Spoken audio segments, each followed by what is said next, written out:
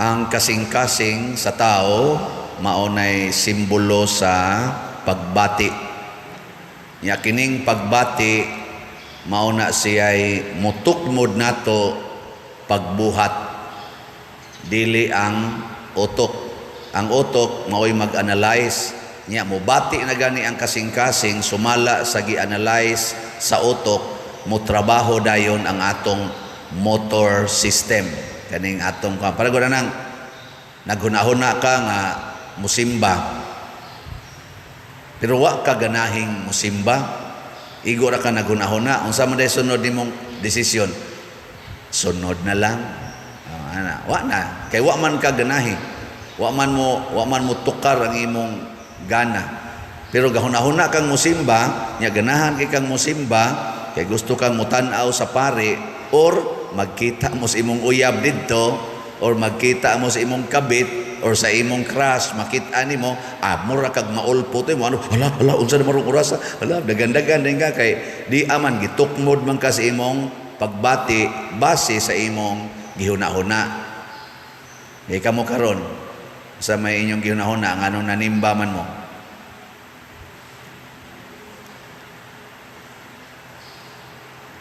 Aron makakwarta, aron maayo sa sakit, daghan kay tag mga gihuna-huna, aron maing lawas, aron protektahan, posible. Pero ang kasing-kasing di ay kinahanglan gyud butangan og Dios non nga gugma. Kay kung mao na gyud maghari sa tong kasing-kasing ang Dios non nga gugma, nindot kaayo ang atong mga buluhaton o mga isulti. Muna, ang Ginoo gugma man, ang una gid niyang gibuhat, mao ang mga maayong butang. Tanang butang sa kalibutan nga gihimos Ginoo maayo gyud, gikas kinagamyan ngadtos kinadak-ang butang. Pulos gyud maayo. Niya kung duna na gani dili maayo, iya dayon ng ayuhon. Sa to laki-lakian, dili niya ba tiwason ba? Iya ginang ayuhon, ayom-ayomon. Unya ang pinakamaayo nga gibuhat sa Ginoo, kita gyud nga mga tao. Kita mao iyang masterpiece, kay naong gyud ta niya og kasamahan. Muna ang iyang gugma, og nahigugma man siya sa tanang creation, labaw kaayo niyang gihigugma ang tao. Gilingi anay mong tupad. Ing na masterpiece kas Ginoo. Ing na masterpiece kas Ginoo. Nya mo ingon sa dayna imong tupad, ikaw masterpiece sa demonyo. Na ang yawa kay siya man mo ikaaway sa Ginoo, ang kasing-kasing sa yawa ang gibutang niya dili gugma, garbo ba? Muna kanang mga tao karon nga mga paggarbuhon, yawanon ang atong tawag ana. Nya kumusta man mo? Diyos non o yawanon? Kusga. Kanang dili dayon mo tubag, may pagkayawanon na. Gaduda pa ba? O nya unsa may kuan?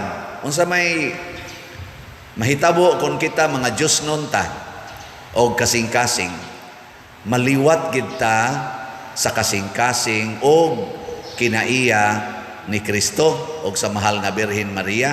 Unsa man sila, ang pinaka-basic yun nga description ni Kristo nga nindot kay paminahon is maayong magbalantay. Siya ang maayong magbalantay. Nindota na magbantay ba? Kita din sa atong simbahan na amantay PIMAG.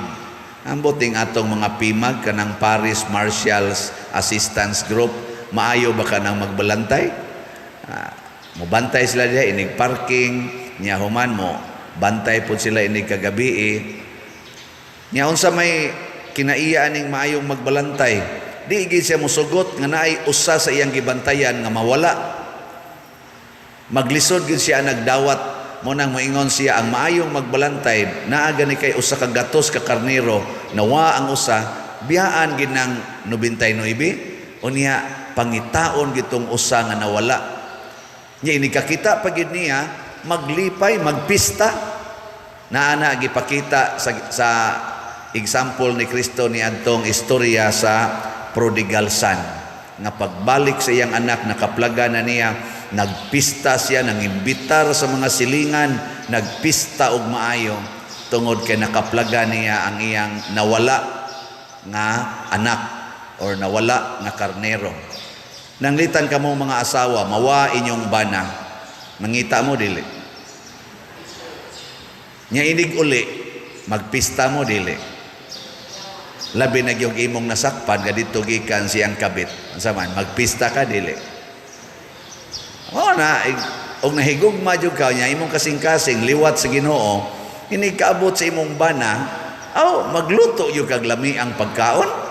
Katong special gid ba nga luto ba kay nauli gud na nya iniglakaw na sad balik siyang kabit mag-andam na sad kag manok kay paborito niyang manok isa inig uli anib ihawon ko ning manoka kay kapuyon ra ba to iguli tong akong bana ana unsa kay batios bana no nga buangon nya mao na imong buhaton niya kada uli nya mangimbitar pa ka sa imong mga silingan nga unta di akong bana na uli sa dugay na rin nawa ay usa ka semana ra gud mao man gina iyang schedule unsa kay bation sa kuan unsa bation ka sa ana ganing imong bana malipay o maguol purting lipaya sige balihon nato ug ang asawa mo ay mga bit nya mouli ang bana magluto sad di ba siya kamong muluto mag-order gyud siya og kuan gikan sa tayo na grab food no gastuan gyud ba ay lipay kay siya nga nauli gihatod pas kabit ngadto zaman okay na oy mga bana dili ang inyong kasing-kasing yawan-on ang kasing-kasing. Muna sa atong ikaduhang pagbasa, gihisgutan ni San Pablo, actually nag-describe siya siyang kaugalingon. Kaya kanina manggod San Pablo, kaaway ni siya Ginoo, iyang gipanglutos ang nagtuos Ginoo. Unsa iyang analysis sa ikaduhang pagbasa, sa dihang kita mga kaaway pa sa Ginoo, nagpakamatay siya para nato. Sa dihang kaaway pa ta. Siya, panagsara kay nabuhaton sa usa ka tawo nga magpakamatay para siyang isig ka tawo, tingali mabuhat na niya ngadtos mga buotang tao. Posible nga mabuhat pero panagsara kayo. Ako sa inyong tanaw nako, buotan ko dili. Kusga. Sige, ako lang ang dawaton nga mo na inyong tanaw. Og naay gusto mo patay nako, mo kuan mo dipinsa mo nako, kamo na lay magpakamatay. Oy, asa ka mo managan. Nay may ngam tiunan ko diri pusil bab. Kinsay mo luwas aning paria nga moy akong pusilon. Kay guwagan nimo luwas, dayunon ko ning pusil. Nay usa ninyong mutindog nga ako lang sir. Mana? Oy, mga naong ninyo. Kay tinuod pa na namalit na mugslat. Lisod magani mo nga ihatag ninyo inyong mga kwarta din ipalit og slot tag 1,000 raman ta niya tong slot pero ubay-ubay betag halin gahapon nahalinan ta og 343 slots gahapon di dagan kana pero kani nang hatag ni sila kay nahigugma man ni nako nya mura man sad kog buotan salamat kayo pero napay nahibilin 44,756 pa ka slots. Naakay daghan aning magpakamatay. Pasabot, bisag sakit-sakit nang ihatag, mo palit lang yapon. Posible, kung liwat ang kasing-kasing nila ni Jesus. Pero si Jesus, matud pang San Pablo, sa dihang mga kaaway pataniya, nagpakamatay. Aron maluwas ta. Insya kung maunay paghigugmas Ginoo nato, samtang kaaway pata, labaw na karon nga iya natang mga higala, mga magtutuo nata, di kita pasagda ni Kristo muna ang kani mga magtutuo nga tinud-anay ug nasayod aning dako kay gugma ni Kristo relax kay tastanan relax kayo muna diri sa atong ebanghelyo giklaro gina ni Kristo unsay iyang batasan mo tong himo sa example nga kun mawad-an og usa ka karnero ang maayong magbalantay, iya ginang kuhaon nya mangimbitar gina siya iyang mga silingan nya wa ra diri sa kalibutan, iya dayong gitabok ngadto sa langit, niingon dayon siya sa samang pagkaagi. Sa tiyang ingon, mas dako ang kalipay didto sa langit tungod sa usa ka makasasala nga maghinulsol kaysa kasiyaman og siyam nga mga tawo nga mga tarong nga wa na magkinahanglang maghinulsol. Ang dako di ang kalipay sa langit mga igsoon, kana gyung naay usa ka makasasala nga maghinulsol. Naagot to'y gisulti nga ni Kristo, nalimot lang kog asa tong dapita sa Ebanghelyo kay no, buguon lagi taan ni. Ingon siya, kung ang usa ka tawo makapabalik og usa ka tawo ngadto sa Dios, mapasaylo ang tanan niya mga sala. Ikaron makasasala nya makapabalik ang usa ka tawo nga mobalik sa Ginoo, automatic imong tanang sala limpyo. Mao na ang atong sugo, ingos Kristo, panglakaw kamos tibuok kalibutan og isangyaw ang maayong balita. Unsa may maayong balita, kitang tanan gihigugmas Ginoo, basta maghinulso lang ka, malipay ang Ginoo. Namang giuban nato moingon dayon, uwaw kayo iadtog simbahan mo nang wa na lang ko mosimba kay uwaw kaayo.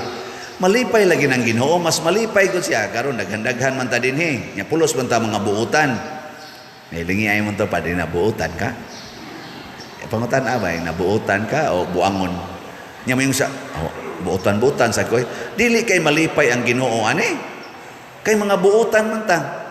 Pero dai mo so dinhi nga manuyupay gyud kaayo, nya maghilak dias luyo. Maghilak ba tungod kay giimbitar ni Bradani nga gipaso dire. Kanang sala ni Bradani ug danay sala ang iyang asawa kay bawang maginaon sa saysahan niya. Papas na tanan pwede na siya mamatay. Nya lipay kay Ginoo basta naay muso dire nga ingon ana kana bang manuyupay nya nakaamgo lang imong giimbitar. Lipay kay Ginoo ana, mas malipay pa siya inigsod anang tawhana kaysa igsod ni sa metong kinabuutan na dire.